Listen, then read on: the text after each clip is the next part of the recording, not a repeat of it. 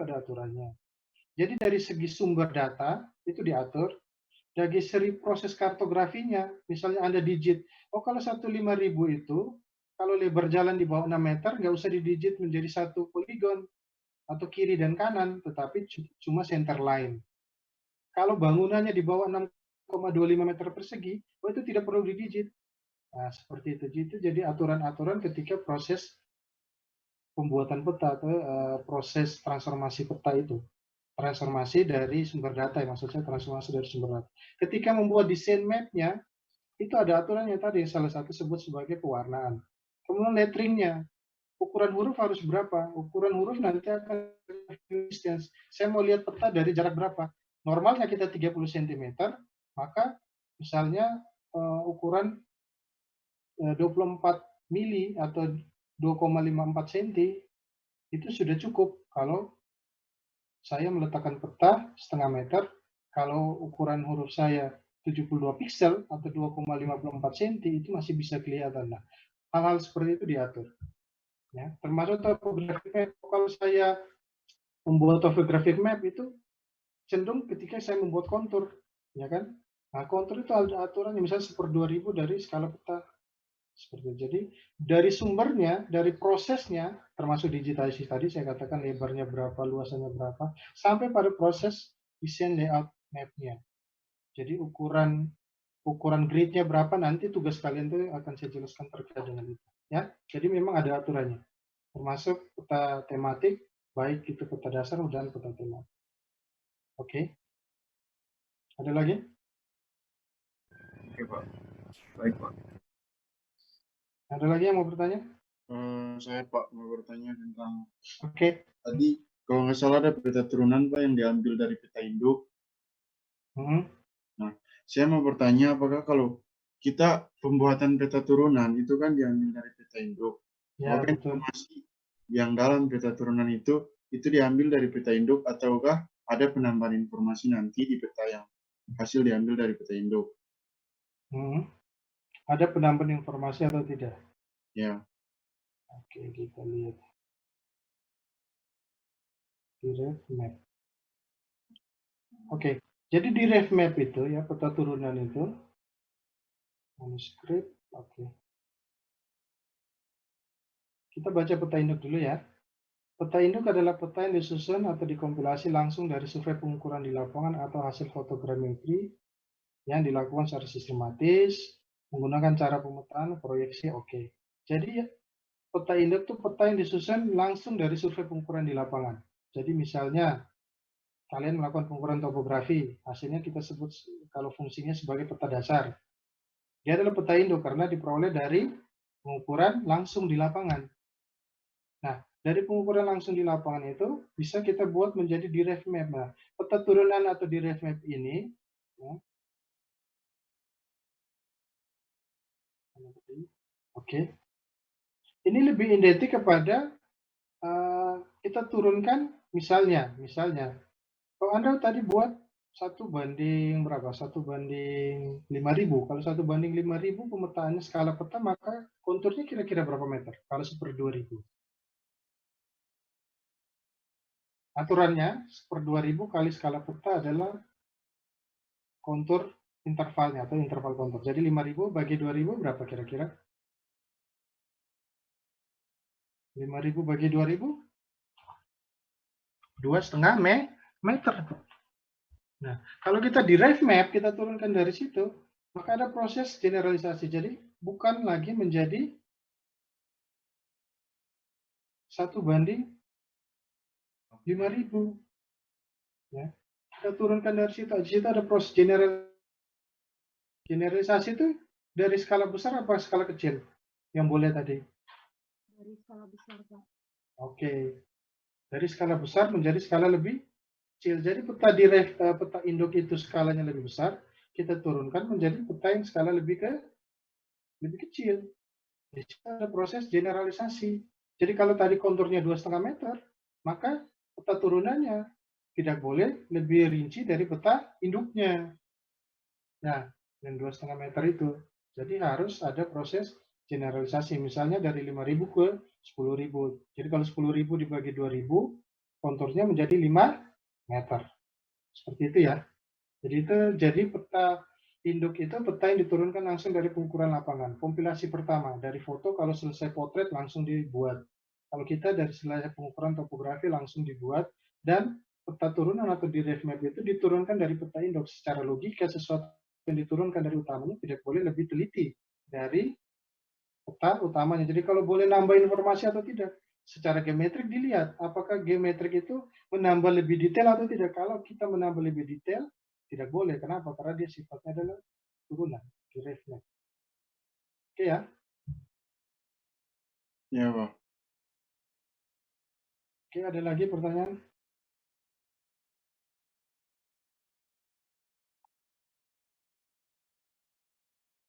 Oke, saya kira itu nanti kalian baca sendiri ya. Nanti saya kasihkan.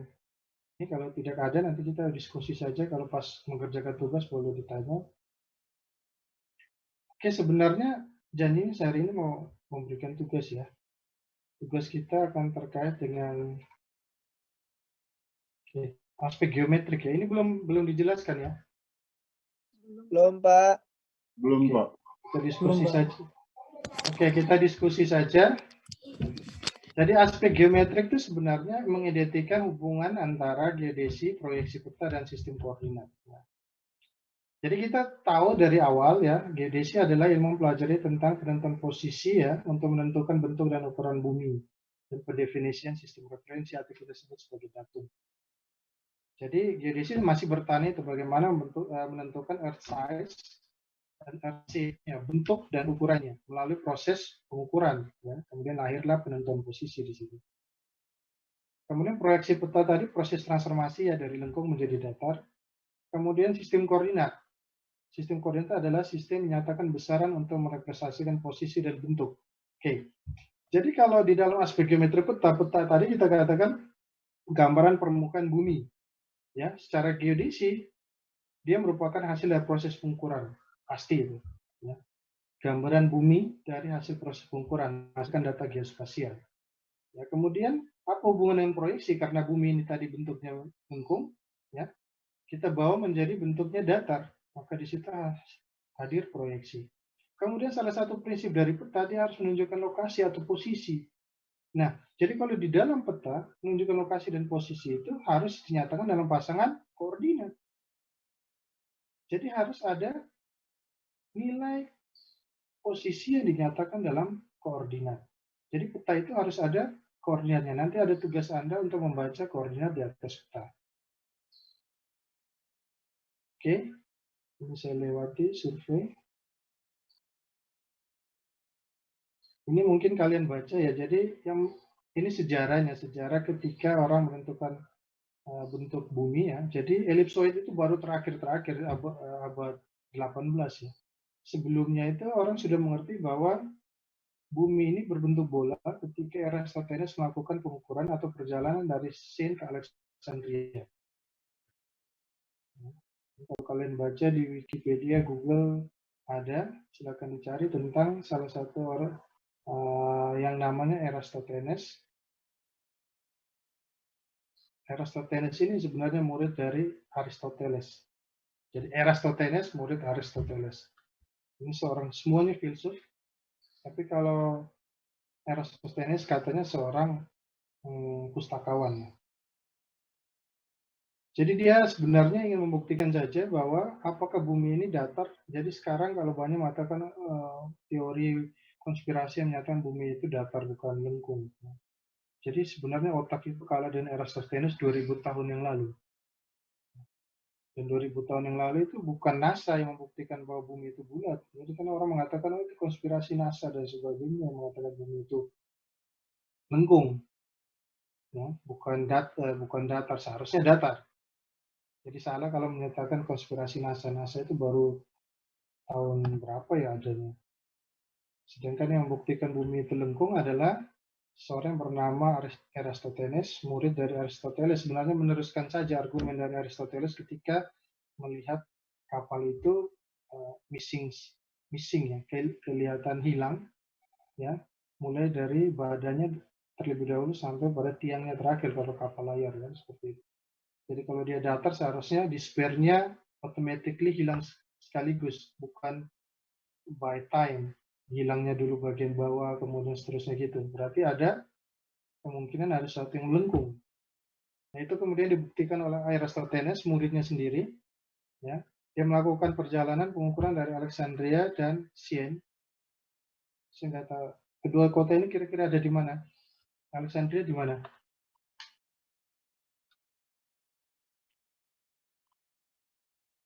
Ada yang tahu? Nah, ini tugas kayaknya. Nanti dilihat Alexandria dan Siena itu ada di mana. Ya. Kemudian, simple Di Yunani, Pak. ya. Nah, nanti dicek. Dua kota yang nama Alexandria dan Siena. Nah, jangan samakan dengan Alexandria the Great Alexander ya. Alexander perkasa itu pemimpinnya Yunani waktu itu. Oke. Dilihat cuma sederhana mengukur jarak, dia berjalan sama unta waktu itu. Kemudian dia dapatkan jarak dua kota ini 925 km. Kemudian dia melihat ada posisi matahari pada satu sumur gitu. Dan dia mengasumsikan ada sudut yang terbentuk sebesar 7,2 derajat dibagi dengan keliling bumi. Asumsinya dia buminya berbentuk bola, didapatlah jari-jarinya. Sederhana dan hebatnya apa yang diperoleh itu dengan yang kita peroleh sekarang dengan teknologi satelit dan seterusnya, ya sampai buru bumi bentuk elipsoid itu cuma kecil sekali perbedaannya, tidak lebih dari 10%. Padahal dia dengan cara yang paling sederhana. Dia memperoleh jari-jari bumi. Oke.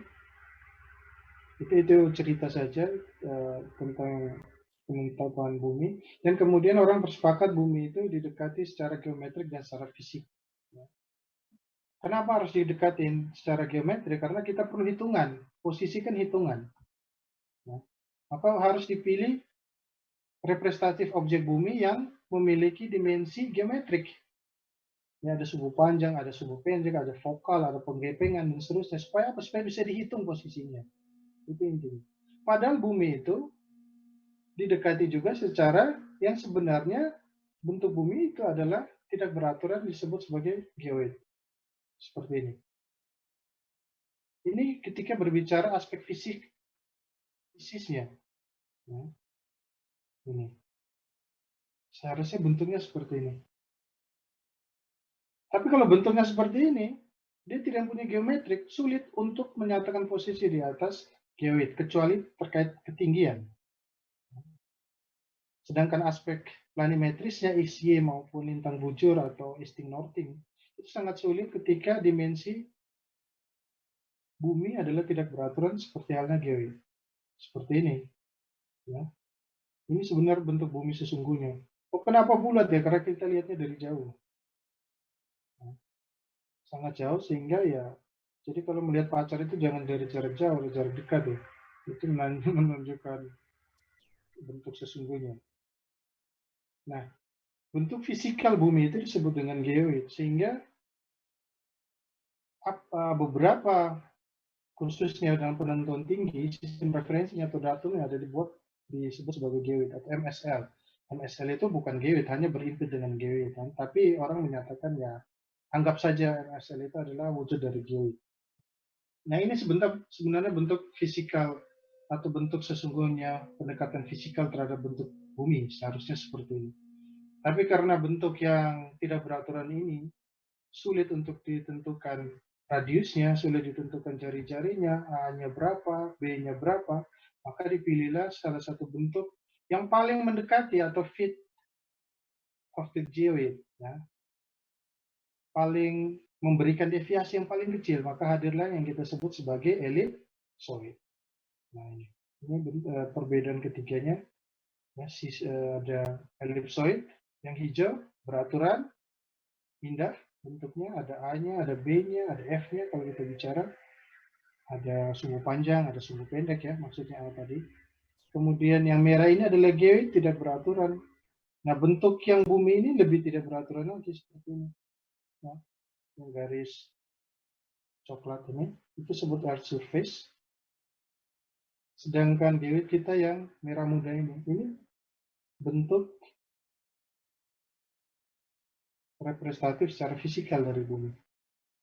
Dua bentuk ini maupun earth surface atau geoid ini tidak beraturan, sehingga dipilihlah bentuk yang beraturan.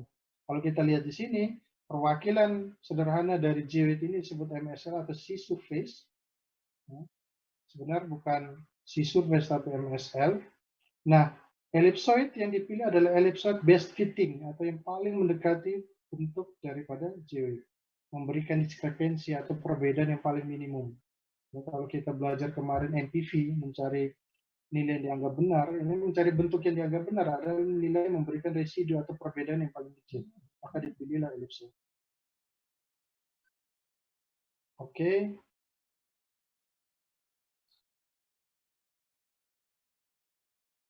Indonesia pernah memiliki beberapa sistem referensi ya. Dulu kita pernah punya datum genuk ya.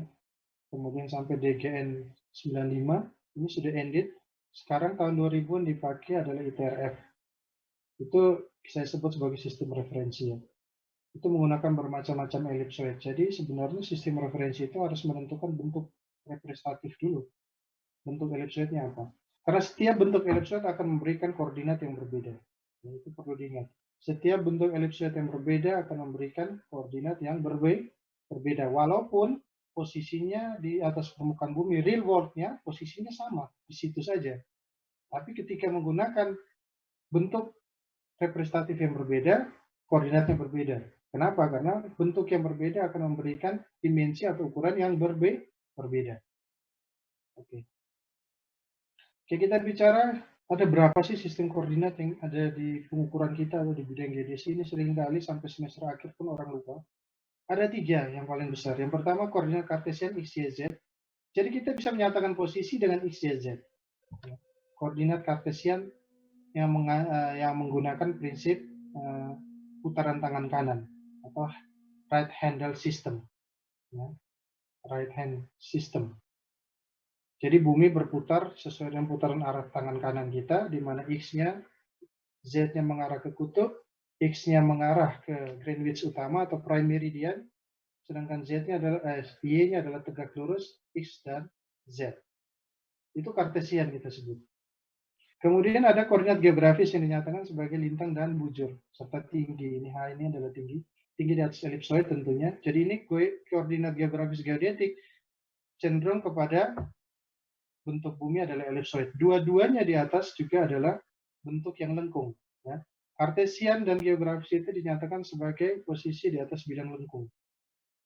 Kemudian yang terakhir adalah koordinat kartesian yang 2 dimensi. Jadi yang 3 dimensi di atas, X, Y, Z, ya, geografis.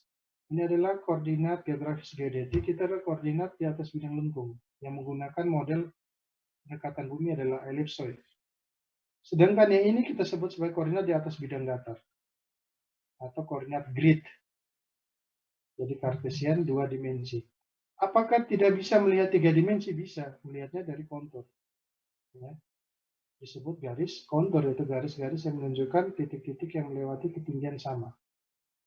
Ya. Oke. Ini adalah contoh koordinat geografis bentuk bola atau square. Ya. Ini adalah kita bisa lihat nanti ada definisi lintang, bujur, ya, kemudian ada meridian paralel. Oke, saya jelaskan terkait dengan garis meridian. Jadi sesuatu hal yang salah, ini kadang-kadang juga salah kaprah, kita menyebut garis lintang, tidak ada garis lintang. Jangan sekali-sekali kamu menyebut garis lintang. Karena lintang dan bujur adalah sudut, bukan garis. Sudut. Jadi orang ngomong, oh garis lintang sekian tadi itu pelajaran SD. Boleh bicara garis lintang. Yang ada di bumi ini cuma 2, garis meridian dan garis paralel. Yang meridian adalah selalu menghubungkan utara dan selatan, ini kita sebut sebagai meridian. Ya. Ini. Sedangkan paralel ada yang saling sejajar. Paralel paling besar adalah ekuator. Itu disebut paralel terbesar. Oke, ini ada karakteristik garis meridian, bisa dibaca sendiri di sini. Bahwa garis meridian akan berkumpul di kutub utara dan kutub selatan, alright. Jadi garis meridian semuanya akan ketemu di kutub utara dan selatan. Jadi ingat, di GDC kita membahas cuma ada dua garis meridian dan garis paralel. Tidak ada garis lintang dan garis bujur. Kenapa? Karena lintang dan bujur adalah sudut. Oke, paralel selalu sejajar satu sama lain, ya. Paralel.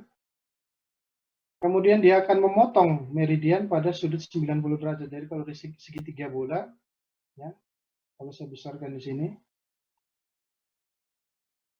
paralel akan memotong meridian membentuk siku-siku di segitiga bola selalu 90 derajat.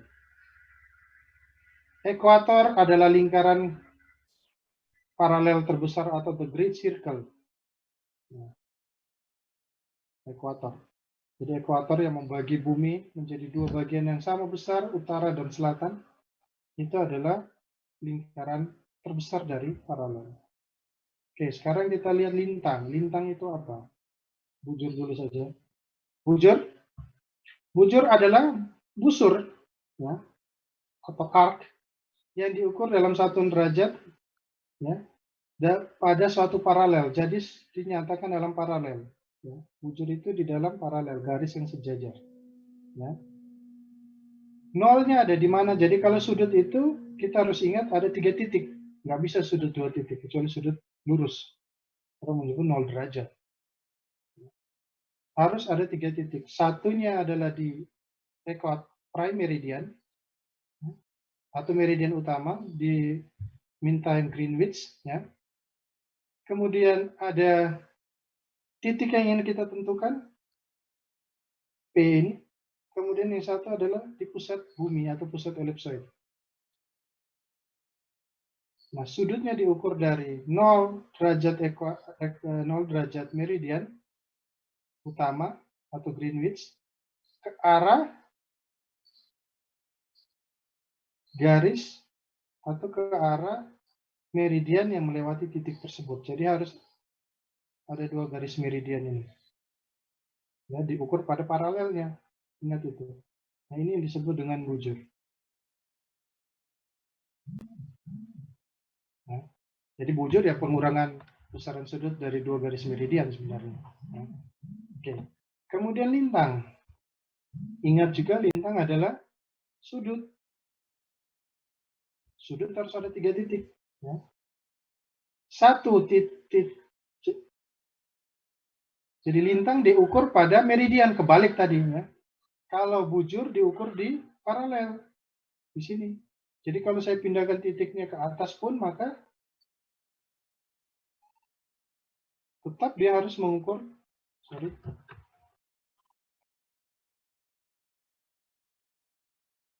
Misalnya di sini, maka tetap juga dia harus diukur pada garis yang paralel. Ya. Jadi di bujur diukur pada paralel. Kemudian lintang diukur pada meridian. Nolnya di mana? Nolnya ada di ekuator. Jadi ke utara sepakatannya adalah positif, ke selatan negatif. Tandanya secara tanda. Kalau kita tidak ingin menulis 10 derajat misalnya lintang utara, maka kita bisa menambahkan plus. Berarti orang sudah tahu secara internasional bahwa utara adalah positif, selatan negatif. Kemudian secara internasional juga disepakati timur itu positif, barat negatif. Ya, jadi bujur timur itu positif, barat adalah negatif. Itu yang disepakati. Jadi ini misalnya tentang penentuan posisi suatu titik, ya.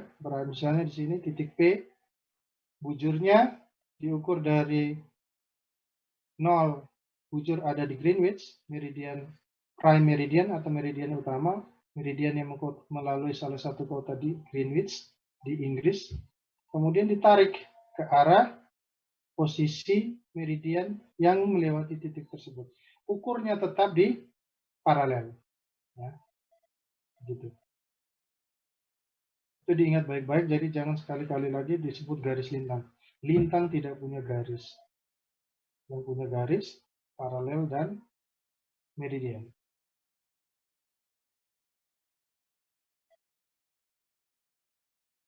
Oke, di sini ada hitungan-hitungan, nanti kita bicara tentang di tugas Anda, ya. Berapakah 1 derajat meridian, 1 derajat di meridian dan paralel. Jadi berbeda, ya. Panjang, ya, 1 derajat di paralel sama di meridian itu beda. Tapi biasanya orang mengatakan 1 derajat bujur, ya, itu equal sekitar 111,3 sekian kilometer. Di sini kalau kita lihat di sini, 1 derajat di meridian itu sekitar 111 km. 111 koma ya seharusnya. Kemudian untuk paralel 96,5. Jadi 1 derajat di meridian itu berbeda besarnya 1 derajat di paralel. Itu harus diingat dengan baik. Di sini ada tabelnya, ya. Paralel, ya, paralel. Di sini adalah meridian. Nanti bisa dibaca sendiri. Ini kebalik, ya. Jadi kalau meridiannya makin tinggi sampai 90 derajat, maka jaraknya makin panjang di sini. Nanti bisa dilihat di tabel ini, kalian baca. Oke, the great circle bisa dibaca sendiri apa maksudnya the great circle. Jadi the shortest distance, jarak terpendek, ya, di atas bumi yang lengkung disebut dengan sebagai great circle. Kemudian ada juga yang disebut dengan cara menghitung jarak. Jadi jarak ini di bidang lengkung sama di bidang datar tentunya beda. Ya, tentunya akan beda. Maka ketika kita membawa sesuatu dari lengkung menjadi datar dalam proyeksi peta itu, ada yang disebut dengan distorsi. Distorsi bisa terhadap sudut, bisa terhadap bentuk, bisa terhadap jarak. Jadi distorsi itu adalah perubahan-perubahan yang terjadi. Jadi tidak menggambarkan jarak sesungguhnya lagi di atas bidang lengkung. Ya, tetapi sudah mengalami reduksi atau distorsi di atas bidang datar. Di sini bisa dilihat persamaan matematisnya untuk menghitung secara sederhana.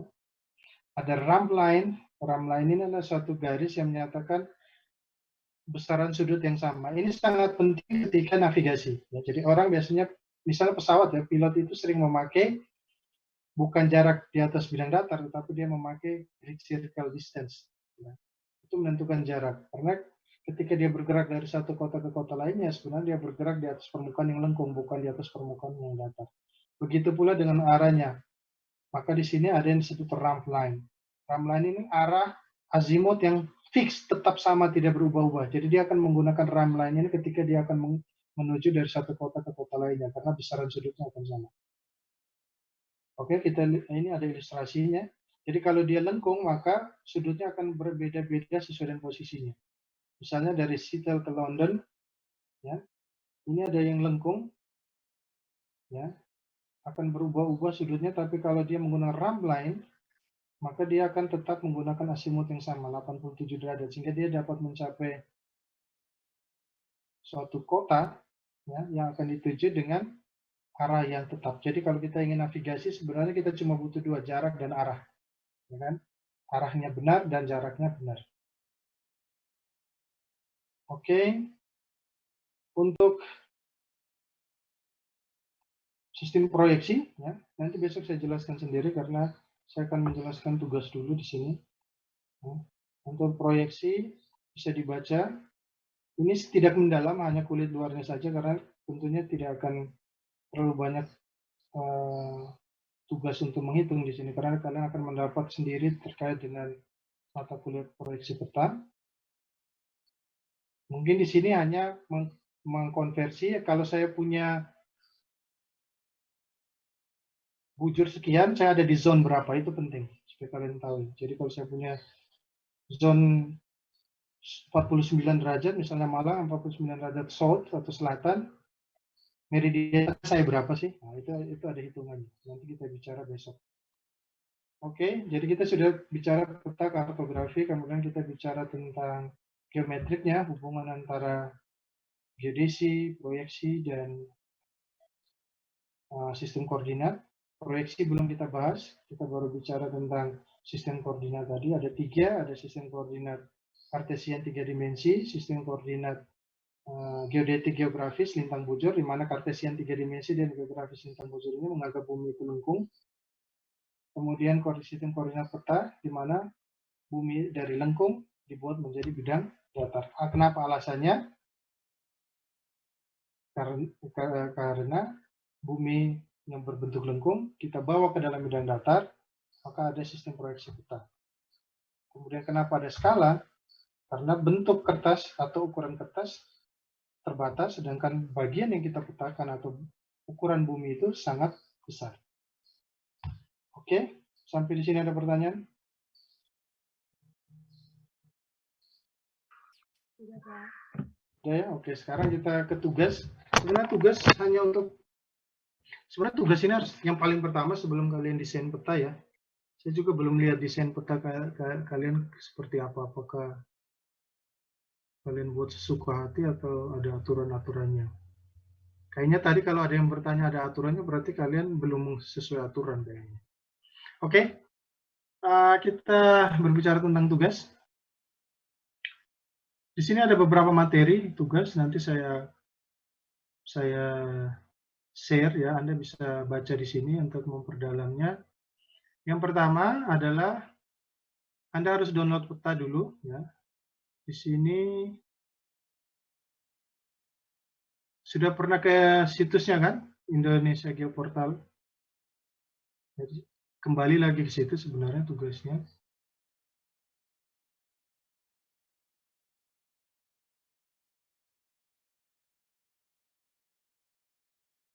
Kartografi.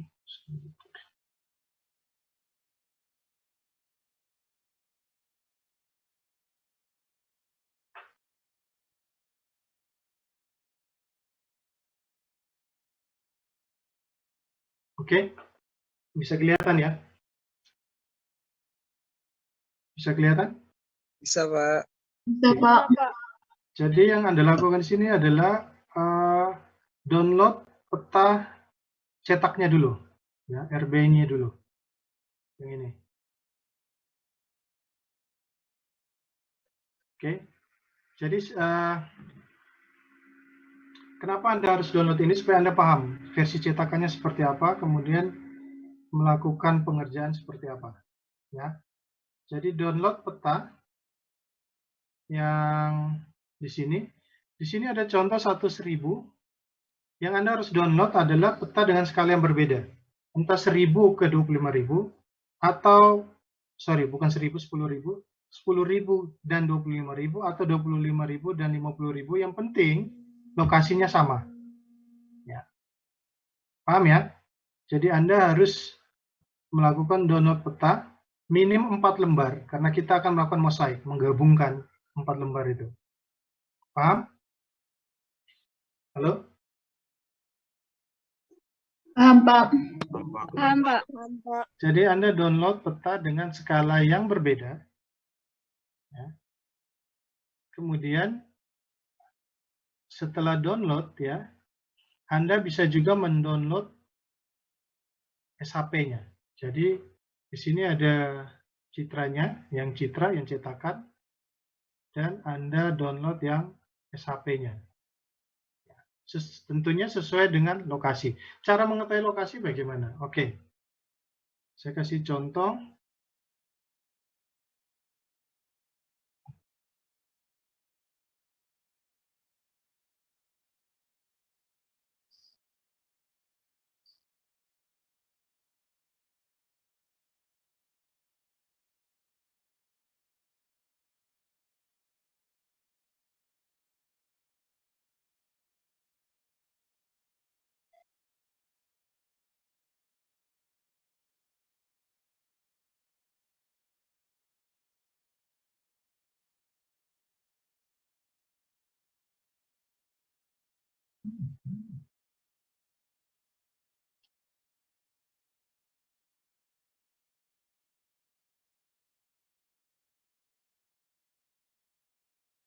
Oke.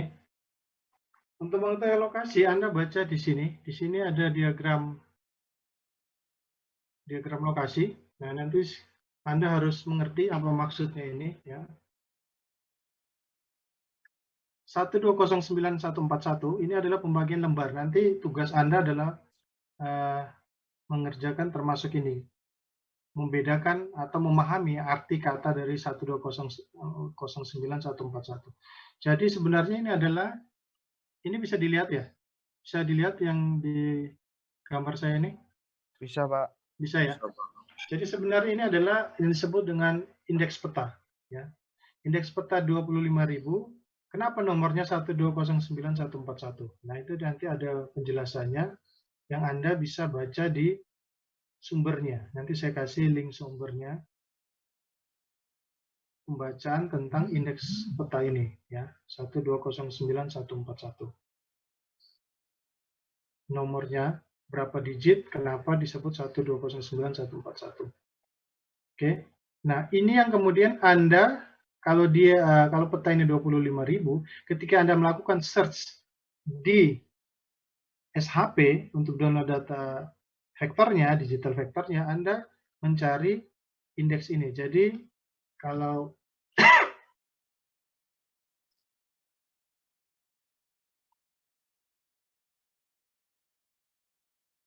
download menggunakan AOE-nya, maka Anda tinggal mencari, ya,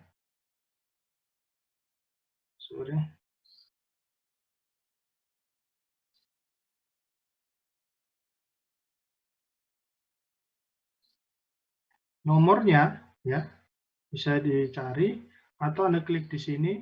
Nah, di sini akan keluar nomornya. Nah, Anda mencocokkan antara nomor lembar peta yang akan di-download. Ya, paham ya? Jadi cocokkan dulu. Daerahnya di mana terserah Anda. Ya. Anda boleh pilih daerah di mana saja. Yang penting lokasi lokasi petanya itu berada pada lokasi yang sama. Diindikasikan oleh nomor indeks yang sama. Ya. Kalau 25.000, biasanya 1209221 atau 7 digit. Kalau 110.000, dia lebih detail lagi, maka dia tambah 1 digit di belakangnya. Bisa 2213, 2214, 2215. Kenapa 2211 sampai 6 itu ada aturan pembagiannya. Nanti saya kasih linknya, Anda baca. Oke. Kalau sudah, ya, Anda lakukan rektifikasi. Sudah pernah melakukan rektifikasi?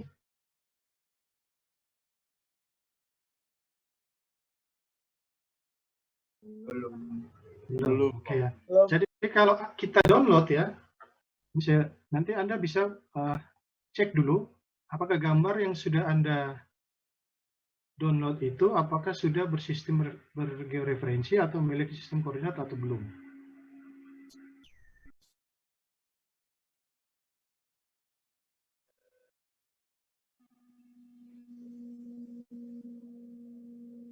Oke. Anda bisa cek di ArcGIS, ya. Silakan menggunakan ArcGIS. Tapi saya lebih suka menggunakan Global Mapper. Anda bisa, saya sarankan juga menginstal Global Mapper, ya.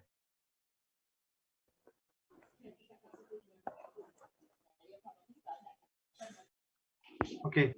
Jadi kalau saya open data saya, nah di sini dikatakan Global Mapper was unable to determine Earth reference coordinates.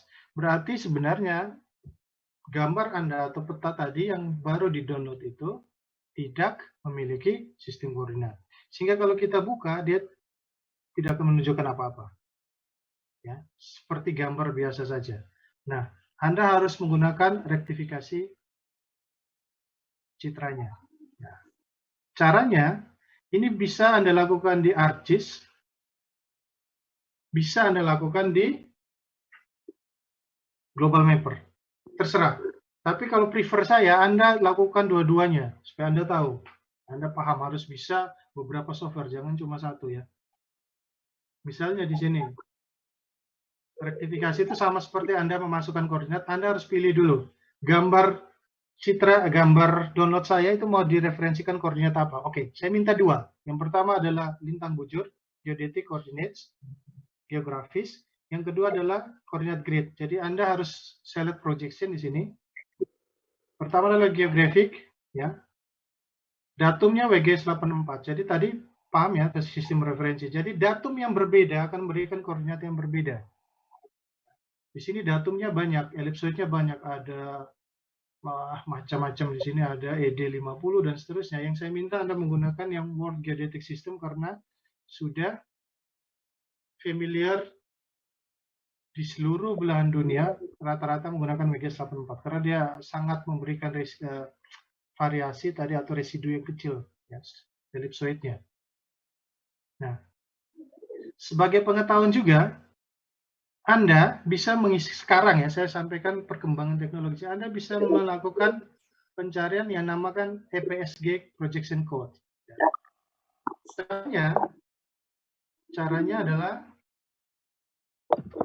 Anda ke situsnya.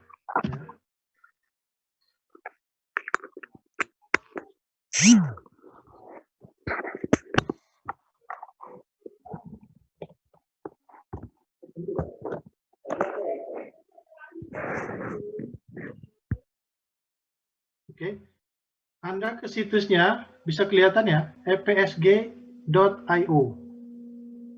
Nah, di sini adalah memberikan informasi sistem koordinat apa saja, termasuk melakukan transformasi koordinat. Jadi tugas transformasi koordinat nanti ada. Ini kita belum sampai di situ ya. Yang terkait dengan pendefinisian sistem koordinat. Jadi Anda bisa mencari di sini. Kalau seandainya Anda ingin mengisikan di software Global Mapper tadi, bisa mengisikan EPSG. EPSG ini juga sama di software Quantum GIS itu juga bisa memberikan kode EPSG. Jadi sekarang berkembang di dunia ini, pendefinisian koordinat bukan cuma drag memilih sistem koordinat, tapi bisa memberikan nilai. Ya. Misalnya, saya isikan di sini 4326. Nah, 4326 akan keluar, 4326 adalah WGS World Geodetic System 84. Jadi tadi, kalau seandainya di software Global Mapper tadi,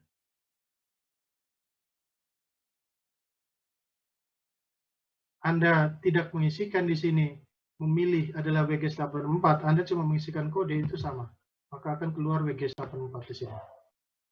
Jadi itu perkembangan sekarang, supaya Anda tahu bahwa ada namanya pendefinisian koordinat. Ya. Jadi misalnya di sini saya rubah misalnya sistem datum yang lain, begitu saya masukkan kode ini, maka dia akan kembali ke WGS 84. Ya, supaya Anda tahu, jadi begitu ditanya di luar apa sih EPSG, Anda nggak ngerti. Ya, EPSG adalah definisi tentang sistem koordinat dalam kode-kode. Jadi kalau saya masukkan kode sekian, sistem koordinat ini sudah disepakati secara internasional. Ya, jadi bisa Anda pakai itu. Sudah, kemudian Anda tinggal lakukan klik. Saya minta Anda klik di perpotongan ini. Kalau Anda zoom, nah ini, yang biru ini. Jadi perpotongan, Anda klik sini, kemudian koordinat mana yang dimasukkan, karena tadi projection-nya di sini masih menggunakan geographic, maka Anda isikan 06 yang di sini. 064500. Ya, itu adalah lintangnya. Jangan lupa yang lintang isikan di lintang 6450. Ya, di sini. Jadi isikan di north latitude lintang, longitude bujur. Sama bujurnya tinggal dibaca nilai bujurnya berapa. 106, kalau di peta saya download ya, nanti Anda punya sendiri, masing-masing akan punya.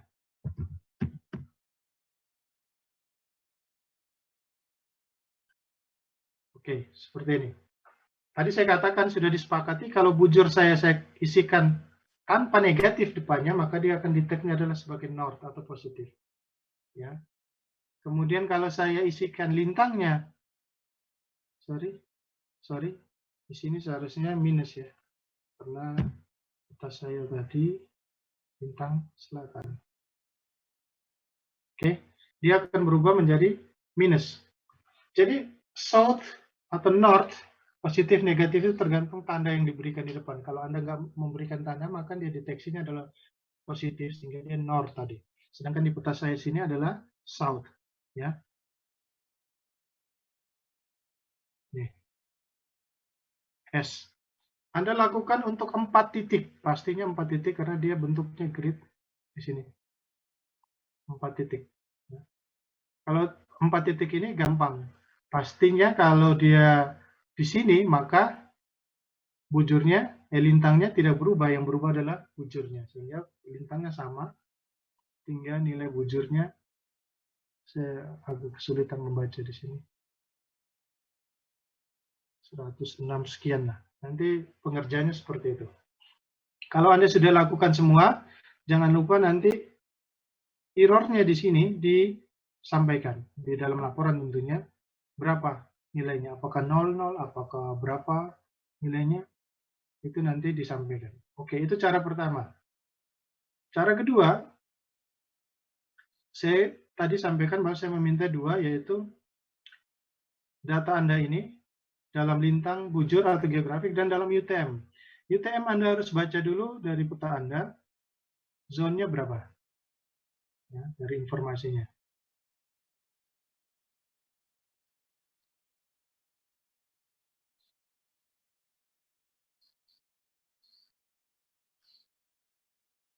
Biasanya ditulis, oke, sumber data,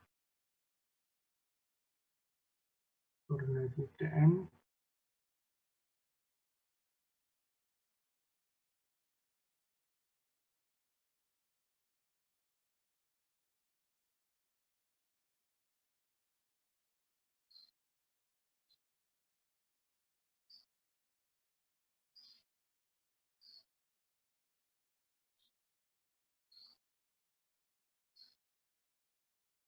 zone-nya ini adalah 48S. Maka Anda pilih dulu di sini ya, UTM, Anda boleh cari di sini, UTM.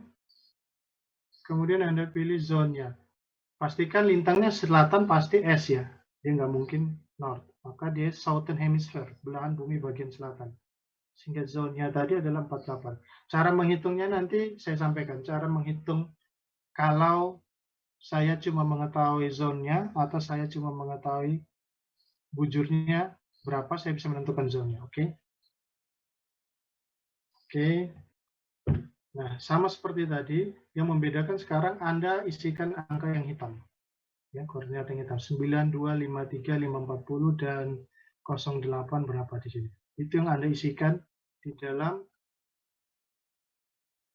koordinat di sini. Jadi Anda klik dulu pojok di sini, kemudian masukkan.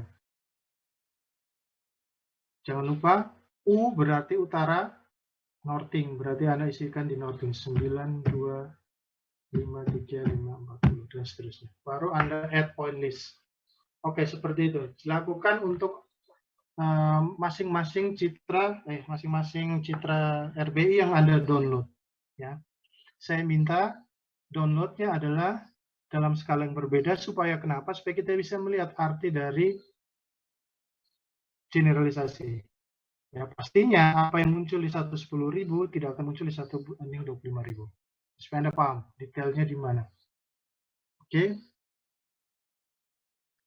Itu tugas pertama sudah dicatat. Dicatat dulu. Jadi tugasnya download data citra RBI dengan beda skala.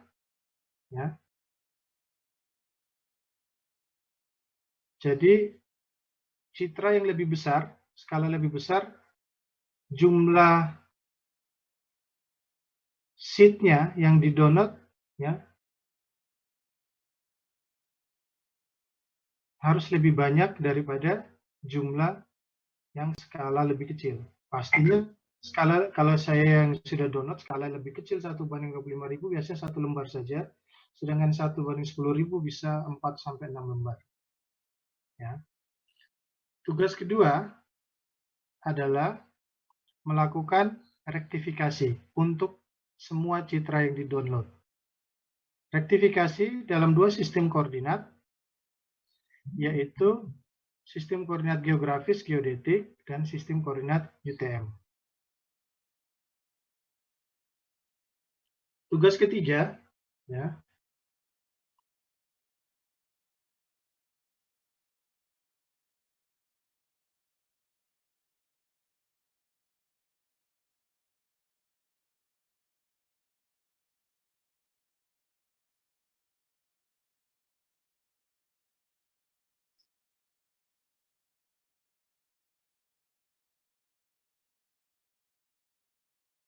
sebentar.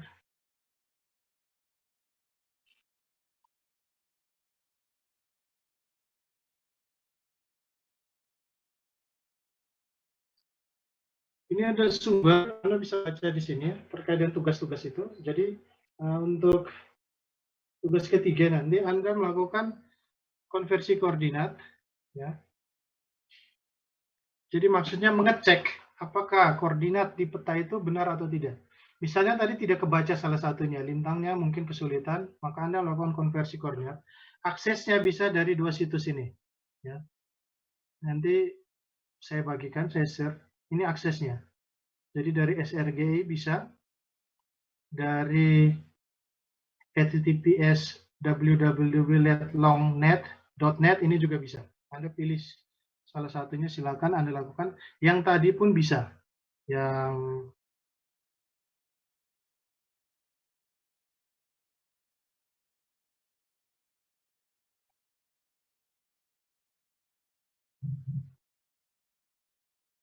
ini seg.io. Di sini ada juga, saya lihat tadi ada transformation coordinates. Jadi Anda isikan lintang bujurnya berapa, dia akan keluar di sini. Jangan lupa dipilih zone-nya, ya. Jangan lupa Anda mau mentransformasi atau mau mengkonversi dari lintang bujur, oke, WGS84, FPSG 4326 ke UTM atau seterusnya bisa dicari di sini, ya. Sesuai dengan lembar peta Anda.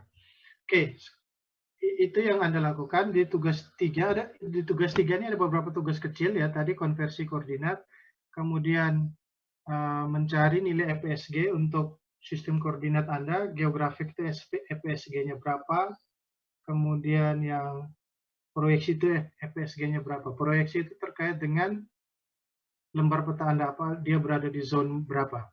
Cara menghitung zone, Anda bisa, ya, nanti itu tugas ketiga itu gabungan dari itu. Cara menghitung zone Anda akses di sini. Di sini ada menghitung zone UTM. Di sini. Anda bisa akses misalnya di situs ini atau GIS Launch bisa.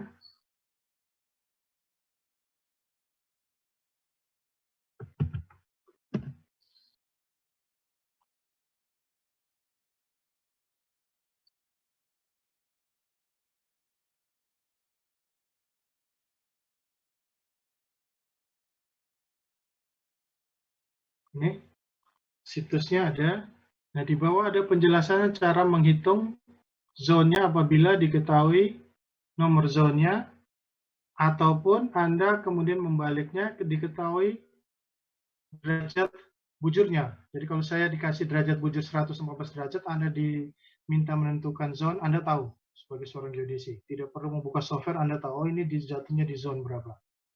Nanti penjelasannya besok terkait dengan sistem proyeksi dan generalisasi peta. Ya. Jadi tugas pertama, tugas kedua, tugas ketiga gabungan dari beberapa tugas, yaitu konversi koordinat, menghitung nilai zone, dan menghitung nilai FPSG tadi, ya. Oke, ada pertanyaan terkait tugasnya?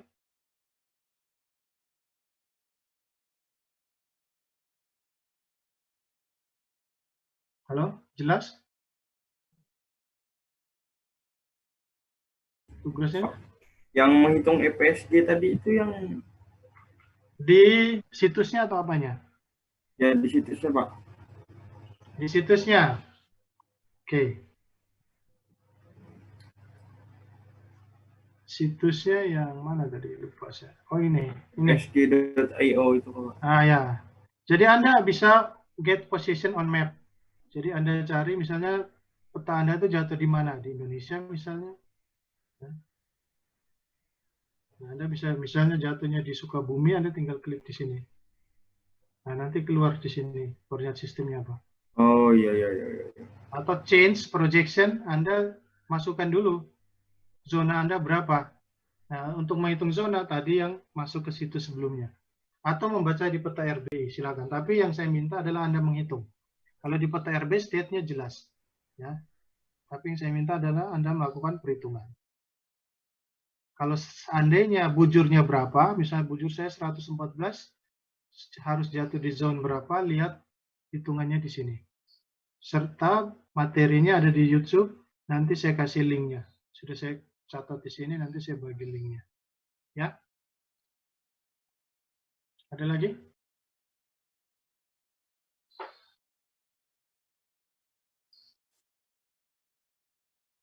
Ada yang mau ditanyakan? Pak, mau tanya Pak. Oke. Ini tugas individu atau tugas kelompok Pak? Ya kelompok. Saya mintanya kerjanya kelompok. Nanti digabung sama tugas Pak Deka, nanti jadi satu laporan. Ya. Ya baik Pak. Berapa orang kelompoknya? 5 Pak. Oke. Ya dibagi-bagi, ada yang mengerjakan ini, ada yang mengerjakan ini. Jangan dikerjakan satu orang ya. Nanti kalau disuruh presentasi, kemudian yang jawab satu. Ya. Semuanya harus kebagian, nanti presentasi akan saya tanyakan nih, kamu kerjakan bagian yang mana. Oke, ada lagi?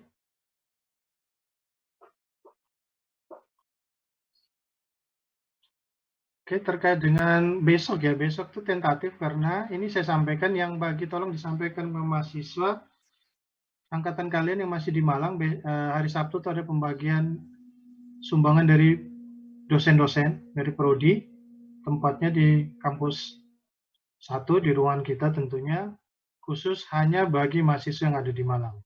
Angkatanmu silakan disampaikan. Yang online sekarang ada yang di Malang? Atau di luar daerah semua? Ada Pak. Nah, yang di Malang itu nanti hari Sabtu boleh datang. Jamnya nanti saya sampaikan lewat pengumuman ya untuk pembagiannya. Jadi dosen-dosen membantu Anda, ya tidak seberapa tapi bentuk kepedulian kami untuk bagi mahasiswa yang ada di Malang. Hari Sabtu ya, jangan lupa. Jadi terkait itu besok mungkin saya geser kuliahnya ke hari Senin karena kemungkinan besok kalau jadi nanti saya share linknya, kalau tidak nanti saya minta hari Senin ya. Tapi hari Sabtu kita tetap ongoing untuk examinize test untuk KKG ya. Jam 10 ya kalau nggak salah. Nggak usah dibawa stres, open book ya. Open book.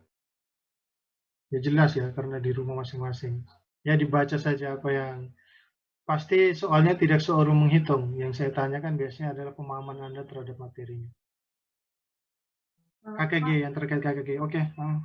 Ingin bertanya lagi Pak, untuk deadline-nya ini bagaimana Pak? Deadline tugas ini Pak? Deadline sama seperti yang ada di KKG saya tulis tanggal berapa itu. Kalau dengan Pak Deka silakan tanggal berapa? Tanggal 20 Juni Pak. Ya, pokoknya sebelum saya isikan nilai terakhir saya. Ya, baik. Jadi yang sama Pak Deka kalau lebih cepat lebih bagus silakan diselesaikan, itu disimpan nanti saya minta laporan utuh dijadikan satu ya. Ada beberapa tugas lagi itu yang saya tambahkan. Nanti hari Senin kalian kerjakan yang itu dulu. Jadi hari Senin tunggu kepastiannya atau ke besok atau hari Senin. Nanti saya kalau jadi besok karena saya pasti akan ke kampus 1 untuk urusan persiapan untuk hari Sabtu pembagian bantuan itu. Jadi kalau jadi nanti saya share pagi. Kalau saya tidak share berarti kita mundur hari Senin ya. Kan belum Lebaran, Lebaran tanggal berapa sih? Libur Lebaran. 24. 24, Pak. 24. Ya sekitar 24 ya, berarti kan masih bisa kuliah toh. Kan di rumah toh, nggak libur toh. Oke ya. Ada lagi yang mau ditanyakan? Materinya nanti saya bagikan sama alamat linknya. Materinya nanti saya sempurnakan terus yang saya bagikan ya, yang tadi di pertemuan kita terkait dengan peta dan seterusnya. Nanti kalau ada tambahan saya akan update terus, termasuk yang KKJ nanti saya update terus. Oke, masih ada pertanyaan? Jangan lupa sampaikan yang stay di Malang untuk hadir hari Sabtu ya. Kira-kira berapa orang ya yang angkatan kalian yang di Malang? Kurang tahu deh, Pak. Yang sekarang sedang online? Nggak ada? Ada Pak, ada. Ada, Pak, ada. Oh, oke. Berapa? 2? 3? Pak. 4?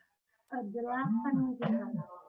Loh, kalian kemarin ngisi datanya nggak di ini? Kalau nggak bisa, nggak kerekap itu. Datanya di online. Ngisi ya? Isi, Pak. Oke, soalnya kita pendataan sesuai dengan yang di online itu. Oke, kalau tidak ada lagi pertanyaan, kalau masih ada pertanyaan nanti japri saja atau di grup silakan. Tetap jaga kesehatan ya. Dan salam untuk keluarga yang ada yang sudah pulang. Semoga kita selalu sehat. Ya, nanti kita ketemu kalau tidak besok, nanti hari Senin. Jangan mengeluh ya, kalau tugasnya kerjakan saja semuanya ada maksudnya. Ya. Oke, terima kasih. Salam untuk semuanya. Baik, Pak. Bapak. Baik, Pak. Terima kasih, Pak. Terima kasih, Pak. Terima kasih banyak.